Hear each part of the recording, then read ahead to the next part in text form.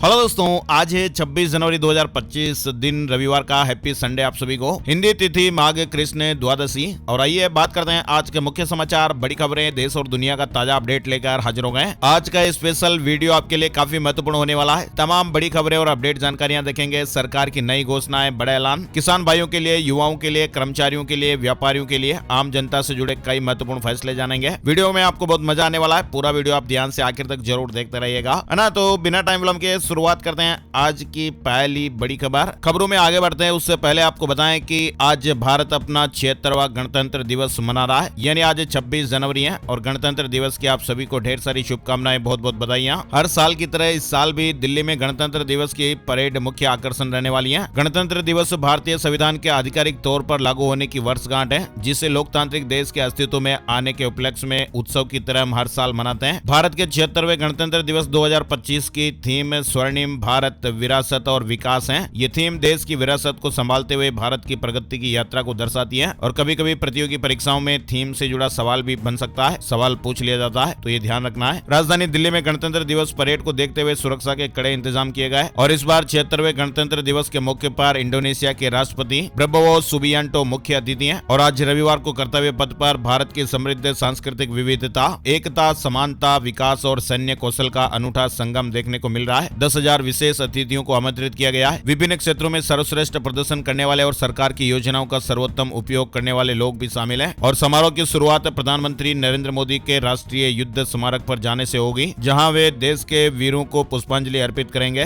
DRDO की प्रलय missile भी पहली बार परेड में शामिल हो रही है। घर बैठे ही आप मोबाइल पर रिपब्लिक डे की लाइव सेरेमनी भी देख पाएंगे। दूरदर्शन पर भी आप गणतंत्र दिवस की लाइव परेड देख सकते हैं। यूट्यूब पर पीएम मोदी के ऑफिशियल यूट्यूब चैनल पर भी लाइव सेक्शन में जाकर आप ये पूरी लाइव स्ट्रीमिंग देख पाएंगे। आज के दिन जो महत्वपूर्ण बड़ी घोषणाएं और बड़े अपडेट्स निकल कर आ रहे हैं, उसके बारे में भी जानकारी हम आपको बताने वाले हैं। फिलहाल शुरुआत करते हैं आज की पहली बड़ी खबर। आप देखिए, गणतंत्र दिवस की पूर्व संध्या पर राष्ट्रपति जी का संबोधन हुआ। कहा कि हमारा संविधान जीवंत दस्तावेज है और ये हमारी सामूहिक अस्मिता का मूल आधार है। न्याय हमारी संस्कृति का अभिन्न अंग है। एक राष्ट्र एक चुनाव सुशासन लाने में कारगर है। राष्ट्र के नाम संबोधन में राष्ट्रपति द्रौपदी मुर्मू जी ने ये बातें कही है और उन्होंने 76वें गणतंत्र दिवस की बधाई दी। साथ ही आपको बताएं, गणतंत्र दिवस से पहले शनिवार को केंद्र सरकार ने पद्म पुरस्कार 2025 से सम्मानित किए जाने वाले व्यक्तियों के नामों की घोषणा भी कर दी। और इस साल 7 व्यक्तियों को पद्म विभूषण, 19 को पद्म भूषण और 113 को पद्मश्री पुरस्कार से सम्मानित किया जा रहा है। ये पुरस्कार विभिन्न क्षेत्रों में असाधारण योगदान देने वाले नागरिकों को दिए जाएंगे। तो ये जानकारी आप जरूर ध्यान में रखिएगा। करंट अफेयर से जुड़े सवाल बन सकते हैं। किस सेक्टर में कितने व्यक्तियों को कौन सा पुरस्कार मिला है, इससे जुड़ा सवाल अक्सर प्रतियोगी परीक्षाओं में पूछा जाता है। पीएम मोदी ने पद्म पुरस्कार विजेताओं को बधाई दी है और कहा कि देश को उनकी उपलब्धियों पर गर्व है। वहीं आपको बताएं, गणतंत्र दिवस पर वीरता पुरस्कारों का भी ऐलान हो गया। 942 जवानों को यह पदक मिलेगा। पुलिस, अग्निशमन, होमगार्ड और नागरिक सुरक्षा और सुधार सेवाओं के कुल 942 कर्मचारियों को विभिन्न श्रेणियों के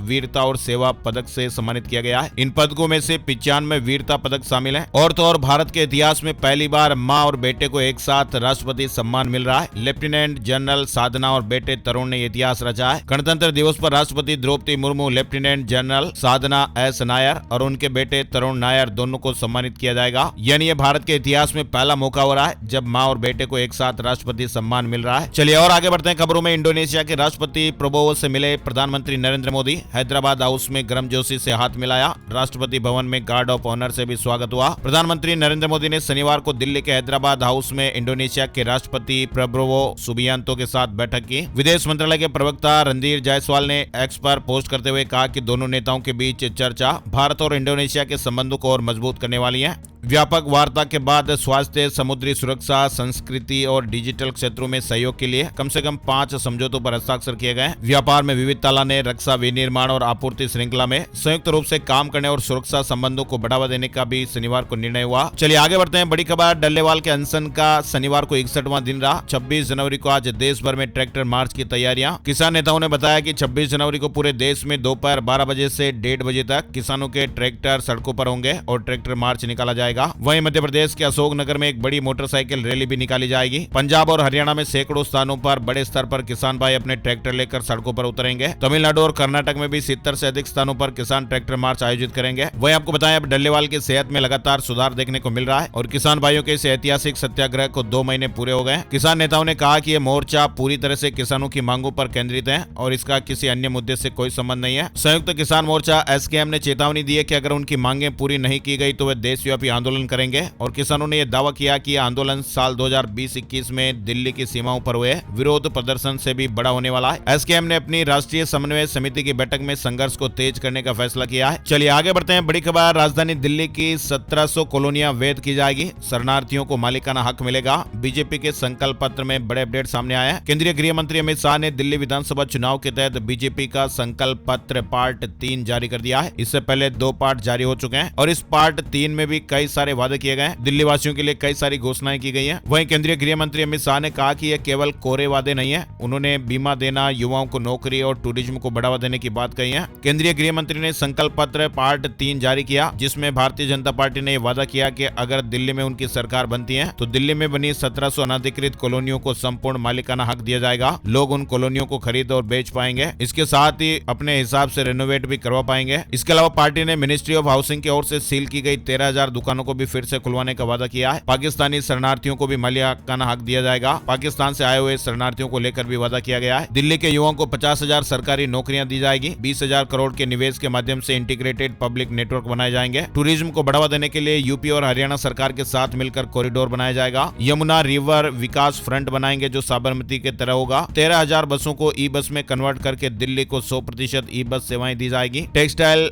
वर्कर्स को भी वित्तीय लाभ दिए जाएंगे। 10 लाख का बीमा और 5 लाख दुर्घटना बीमा की सुविधा मिलेगी। साथ ही राजधानी दिल्ली में जरूरतमंद छात्रों को दिल्ली मेट्रो में सालाना 4,000 रुपए तक की फ्री यात्रा का तोहफा दिया जाएगा। ऑटो वालों के लिए 10 लाख का जीवन बीमा प्लस 5 लाख का दुर्घटना बीमा भी दिया जाएगा। सभी गिग वर्कर्स को एक गिग श्रमिक कल्याण बोर्ड मिलेगा जो 10 लाख का जीवन बीमा प्लस 5 लाख दुर्घटना बीमा सुनिश्चित करेगा। सभी मजदूरों को 5 लाख रुपए का दुर्घटना बीमा मिलेगा। सभी पंजीकृत श्रमिकों को 3 लाख रुपए तक के लोन की सुविधा दी जाएगी। वरिष्ठ नागरिकों को अतिरिक्त 5 लाख रुपए का फ्री इलाज मिलेगा। वरिष्ठ नागरिकों के लिए पेंशन बढ़ाकर 2500 रुपए हर महीने की जाएगी। विधवा और असहाय महिलाओं को हर महीने 3,000 रुपए मिलेंगे। SC/ST छात्रों को हर महीने 1,000 रुपए का वजीफा। महिलाओं को 6 महीने का सवैतनिक मातृत्व अवकाश मिलेगा। मतलब दिल्ली में बीजेपी के संकल्प पत्र में जो बातें हैं वो बहुत सारे वादे किए गए। वहीं अरविंद केजरीवाल ने जनता से कहा कि अगर आपके भी इलाके में सीवर की समस्या है तो घबराइए मत। हम सरकार बनने के बाद आपके क्षेत्र में भी सीवर पाइपलाइन बदल देंगे। सीवर की सफाई करवाएंगे ताकि सभी को सीवर की गंदगी से मुक्ति मिल सके। दिल्ली में सरकार बनने पर बौद्ध स्थलों की मुफ्त तीर्थ यात्रा कराएंगे। कांग्रेस ने भी यह बड़ा ऐलान किया है। दिल्ली विधानसभा चुनाव में कांग्रेस भी पूरा दमखम लगा रही है। चाहे चुनाव प्रचार का मामला हो या फिर चुनावी घोषणाएं करने की बात हो, हर मौके पर पार्टी पूरे दमखम के साथ है। और कांग्रेस ने दिल्ली में आगामी विधानसभा चुनाव में पार्टी की जीत होने पर बौद्ध स्थलों की फ्री तीर्थ यात्रा कराने का ऐलान किया है। चलिए आगे बढ़ते हैं। बड़ी खबर, भारत और चीन के रिश्ते पहले के मुकाबले काफी बेहतर हुए हैं। 1 महीने पहले NSA अजीत डोभाल ने बीजिंग की यात्रा की थी और अब विदेश सचिव विक्रम मिश्री चीन का दौरा कर रहे हैं। यानी 1.5 महीने से भी कम समय में भारत से चीन की दूसरी हाई लेवल यात्रा होने वाली है। डोनाल्ड ट्रंप ने दुनिया भर में विदेशी मदद पर रोक लगाई है। इजराइल और मिस्र को छूट दी। यूक्रेन पर सबसे ज्यादा असर पड़ सकता है। यानी अमेरिका में ट्रंप प्रशासन ने शुक्रवार से ही इजराइल, मिस्र और फूड प्रोग्राम को छोड़कर विदेशी देशों को मिलने वाली सभी मदद पर रोक लगा दी है। वहीं देखिए, रूस की राह पर अमेरिका, ऐसा भी हो सकता है। डोनाल्ड ट्रंप को तीसरी बार राष्ट्रपति बनाने के लिए संविधान बदलने की तैयारी। दरअसल एक रिपब्लिकन पार्टी के नेता ने गुरुवार को अमेरिकी संविधान में संशोधन करने के लिए एक प्रस्ताव पेश किया है और इस प्रस्ताव के जरिए राष्ट्रपति डोनाल्ड ट्रंप या किसी अन्य राष्ट्रपति को व्हाइट हाउस में तीसरे कार्यकाल के लिए भी निर्वाचित किया जा सकता है। आपको मालूम होगा, रूस के राष्ट्रपति व्लादिमीर पुतिन ने पिछले साल देश के संविधान में फेरबदल कर 2036 तक खुद को राष्ट्रपति पद पर बनाए रखने का रास्ता साफ कर लिया था और अब ऐसा लग रहा है कि डोनाल्ड ट्रंप भी इसी रास्ते पर चलते दिखाई दे रहे हैं। यानी अमेरिका में 2 बार से ज्यादा कोई राष्ट्रपति अपने पद पर नहीं रह सकता। अमेरिका के कानून के हिसाब से 2 बार के राष्ट्रपति को चुनाव लड़ने की अनुमति नहीं है, लेकिन अब इसे बहुत ही जल्द बदला जा सकता है। ऐसी मीडिया रिपोर्ट्स और खबरें हैं ना। और प्रयागराज महाकुंभ से जुड़े जरूरी अपडेट भी देख लेते हैं। महाकुंभ में योगी आदित्यनाथ ने भंडारे में भोजन परोसा।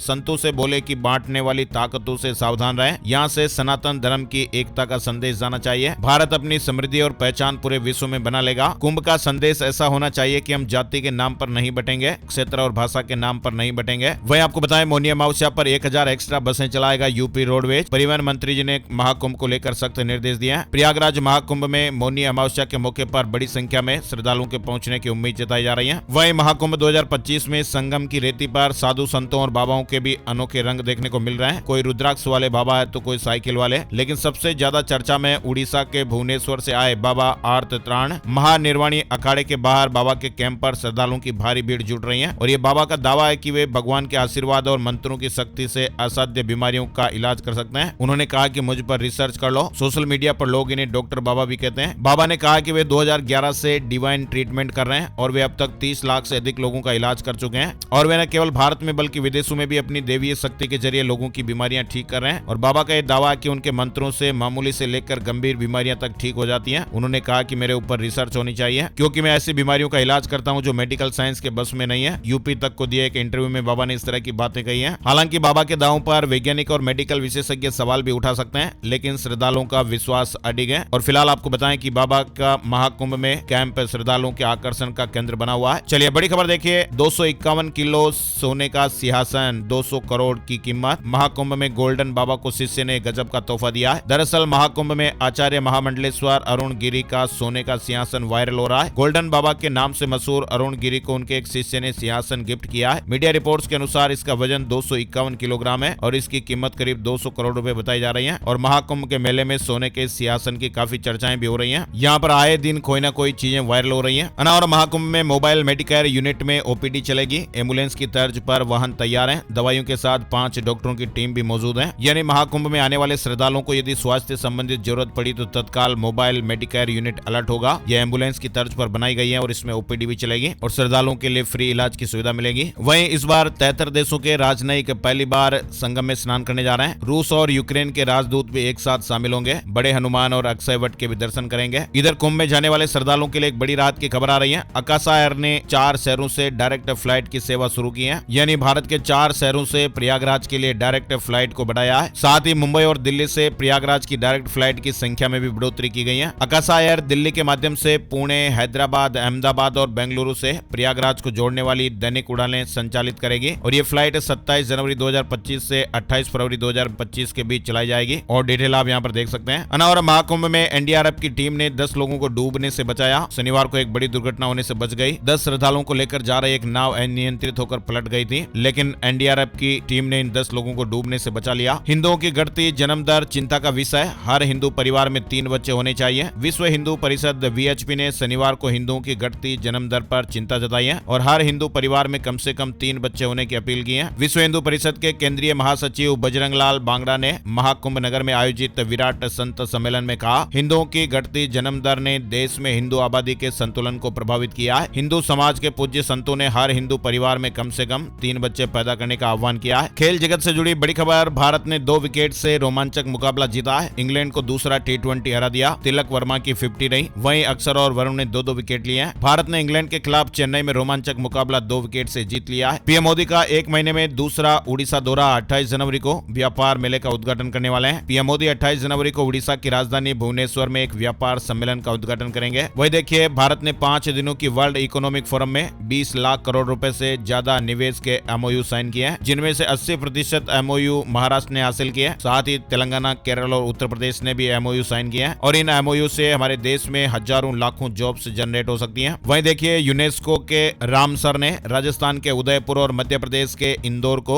31 वेटलैंड मान्यता प्राप्त शहरों की सूची में शामिल किया है और यह उपलब्धि भारत के लिए गर्व का विषय है। रामसर द्वारा वेटलैंड सिटी की मान्यता देने का यह पहला अवसर है जब देश के 2 शहरों को इस सम्मान से नवाजा गया और इस उपलब्धि को लेकर प्रधानमंत्री नरेंद्र मोदी ने खुशी जाहिर की है। पेट्रोल, डीजल और गैस सस्ता होने की उम्मीद को फिलहाल झटका लग सकता है। कच्चे तेल को लेकर ये बड़ी खबर आ रही है। दरअसल अंतर्राष्ट्रीय बाजार में कच्चा तेल और गैस की कीमत ऊंची बनी रहने की आशंकाएं हैं और इसके चलते भारतीय मार्केट में भी ईंधन के दामों में कमी की जल्द राहत मिलने की कोई संभावना नहीं दिख रही है। वहीं देखिए, भारत रूस से सस्ता क्रूड ऑयल खरीदना जारी रखेगा। पेट्रोलियम एवं प्राकृतिक गैस मंत्री हरदीप सिंह पुरी ने यह बात कही है। भारत 30% तेल रूस से खरीद रहा है। चलिए बड़ी खबर देखिए, सरकारी कर्मचारियों के लिए केंद्र सरकार ने यूनिफाइड पेंशन स्कीम को अधिसूचित कर दिया है। सरकारी कर्मचारियों के लिए महत्वपूर्ण अपडेट आया। फरवरी में पेश होने वाले आम बजट से पहले केंद्र सरकार ने सरकारी कर्मचारियों के लिए आने वाली पेंशन स्कीम यूपीएस को लेकर ये बड़ी घोषणा की है। ये योजना नेशनल पेंशन सिस्टम यानी एनपीएस के तहत एक वैकल्पिक विकल्प होगी। केंद्र सरकार ने यूनिफाइड पेंशन स्कीम यूपीएस को अधिसूचित कर दिया है। वहीं महाराष्ट्र से बड़ी खबर आ रही है। महाराष्ट्र राज्य सड़क परिवहन निगम ने राज्य में सरकारी बसों का किराया 14.95% बढ़ा दिया है। किराया बढ़ाने के फैसले को शनिवार यानी 25 जनवरी को मंजूरी दी गई। किराया बढ़ने का अब सीधा असर आम लोगों की जेब पर पड़ने वाला है। साथ ही मुंबई महानगर क्षेत्र परिवहन प्राधिकरण ने भी ऑटो रिक्शा और काली पीली टैक्सी दोनों का शुरुआती किराया 3 रुपए बढ़ा दिया है। आपको बताएं, ऑटो और टैक्सी में बढ़ा हुआ किराया तो तभी लागू होगा जब सभी गाड़ियों में लगे मीटरों को किरायों की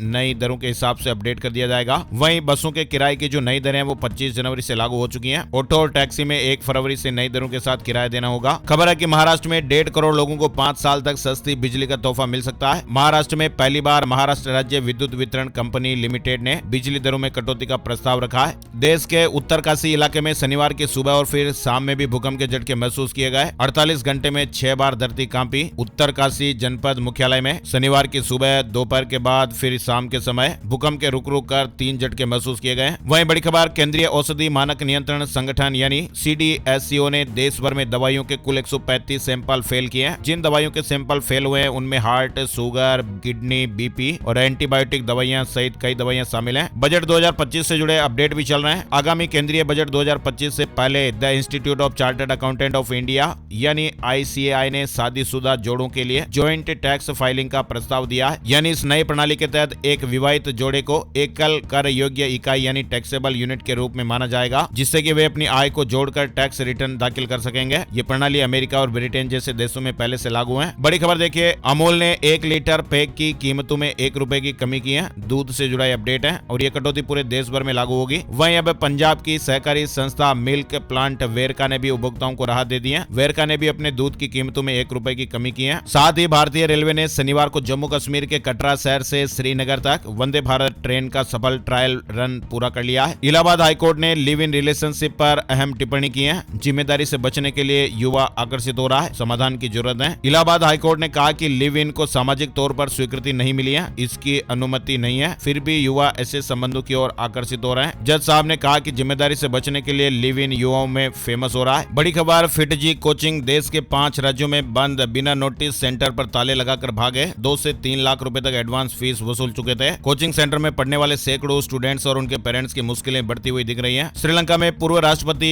महिंदा राजपक्से का बेटा गिरफ्तार, दादी के नाम पर जमीन खरीद कर फंसे, भ्रष्टाचार के आरोप में गिरफ्तार किया गया। स्कॉटलैंड और आयरलैंड में इओविन तूफान से भारी तबाही, 190 किलोमीटर प्रति घंटे की रफ्तार से यहाँ तेज हवाएं चल रही थी। 10 लाख से ज्यादा घरों और दुकानों में बिजली चली गई। आयरलैंड और स्कॉटलैंड के 28 शहरों में तूफान इओविन भारी तबाही मचा रहा है। वहीं बड़ी खबर है, टेलीकॉम रेगुलेटरी अथॉरिटी यानी ट्राई अब टेलीकॉम सर्विस प्रोवाइडर्स कंपनियों के प्रीपेड रिचार्ज प्लान की जांच करेगा। ब्रिटेन में फिल्म इमरजेंसी की स्क्रीनिंग रोकने पर भारत नाराज है, कहा कि ये बोलने की आजादी के खिलाफ है। खालिस्तानियों ने थिएटर में घुसकर फिल्म रोकी थी। यूनिफॉर्म सिविल कोड से जुड़ी बड़ी खबर आ गई है। यूसीसी को लागू करने से पहले यूसीसी पोर्टल की 2 मॉक ड्रिल की गई जो सफल रही है। और अब उत्तराखंड में 27 जनवरी को उत्तराखंड समान नागरिक संहिता लागू करने वाला उत्तराखंड देश का पहला प्रदेश बनने जा रहा है। सीएम पोर्टल की लॉन्चिंग करेंगे, यानी 2.5 साल की तैयारियों के बाद आखिरकार अब वो समय आ गया है जब प्रदेश में यूसीसी लागू होने जा रहा है। मुख्यमंत्री पुष्कर सिंह धामी सोमवार को यूसीसी के पोर्टल और नियमावली का लोकार्पण करने वाले हैं। इंदौर के डॉक्टर से 3 करोड़ 8 लाख रुपए की ठगी हुई,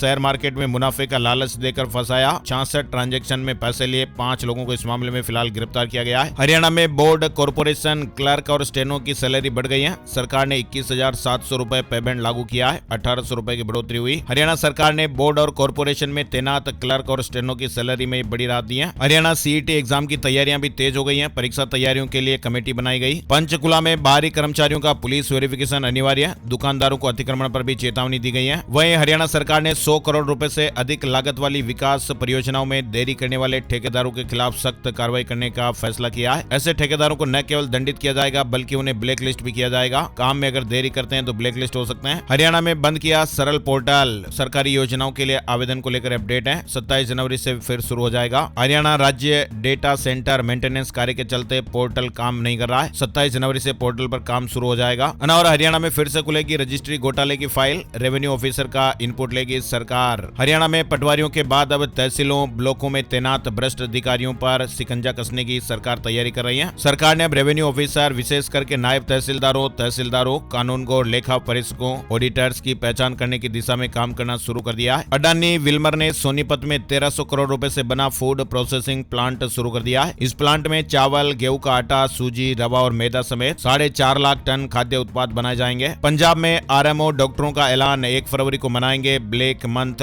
ऑफ रूरल हेल्थ केयर। डॉक्टरों ने मांग की है कि देहात एरिया में तैनात किए गए आरएमओ डॉक्टरों को सिविल अस्पताल में तैनात डॉक्टरों की तरह बेनिफिट दिए जाए। हिमाचल प्रदेश में एशिया का पहला पैराग्लाइडिंग स्कूल शुरू, बीड़ बिलिंग में 9 करोड़ की लागत से बना है। सरकारी मान्यता वाले प्रशिक्षण की शुरुआत होगी। एलवीस यादव की मुश्किलें बढ़ रही हैं, गाजियाबाद कोर्ट ने मुकदमा दर्ज करने का आदेश दिया है। बजट 2025 से जुड़ा अपडेट है। 80C और 80D के तहत टैक्स नियमों में बदलाव की जरूरत। इंश्योरेंस सेक्टर को इस बजट से बहुत सारी उम्मीदें हैं। अनावरा एआई स्किल में भारत का दुनिया में दबदबा, विश्व भर को दे रहा 16% टैलेंट। 29 नए कौशल पाठ्यक्रम शामिल किए गए हैं। वहीं हमारे देश के भीतर टीयर 2 और 3 शहरों में एआई लैब की स्थापना भी की जा रही है। वहीं अब विदेशी भक्त भी खुलकर दान दे सकेंगे। वृंदावन के बांके बिहारी मंदिर को FCRA लाइसेंस मिल गया है। बिहार चुनाव को लेकर एक और बड़ी पार्टी ने बढ़ाई एनडीए और महागठबंधन की टेंशन। नई घोषणा से सियासी हलचल तेज हो गई है। बहुजन समाज पार्टी के बिहार प्रदेश प्रभारी अनिल कुमार ने कहा कि बसपा इस बार बिहार में मजबूती के साथ सभी सीटों पर चुनाव लड़ेगी। नोएडा के 4 लाख लोगों को बड़ी राहत मिलेगी। नोएडा अथॉरिटी ने 10 करोड़ के प्रोजेक्ट को मंजूरी दी है। सहारा समूह को हेमंत सरकार ने फाइनल चेतावनी दी है।